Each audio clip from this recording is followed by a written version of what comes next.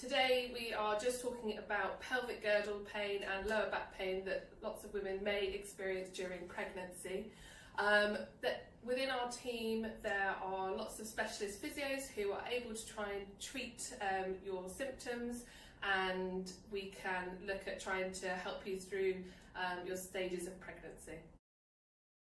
So another really common issue that ladies have, and this comes up time and time again, is getting into and out of bed and then turning over in bed. And it's like, oh, I've woken up again because I was in pain, I was in discomfort, turning over in bed. And then it takes me a while to get back to sleep. So trying to just look at following all the same type of tips. We're trying to keep the pelvis in symmetry, making sure that we're using our muscles to help us during these movements should make life a little bit easier. So when we're getting into bed, what we want to avoid is that separation of that leg again, okay? And what we want to do is think about sitting a little bit further down the bed than maybe you would be used to, and then so that when you go down, your head is actually just going to hit directly onto the pillow. So you're going to use your hands, okay, coming down onto your side, onto your elbow, using your other hand to support you, and then bringing those legs up. If you're finding your legs are becoming really heavy and you've got someone that can help, can you ask them to help lift those legs into bed, okay? Then once you're here, you can come down onto your side and look, great, you're already in one position, okay? You may find that that's great and you can sleep there, okay? When you then need to turn in bed, it's thinking about keeping that pelvis in that neutral position, thinking about rolling over nice and slowly so that we're not going to be doing anything that's going to irritate your pain. What you want to look at doing is again using your hands to help, trying to do it in slow stage movements. So you might start to bring your shoulder round, so coming underneath. Other hand may come round to the side already. Activate, squeeze your bottom muscles, squeeze your pelvic floor, activate your pelvic floor, and keep your knees together. And you can come round, keeping those legs together. Again, using your hands to support you and bring you round onto the other side. If you find that way is uncomfortable, coming back round, it's actually to go underneath.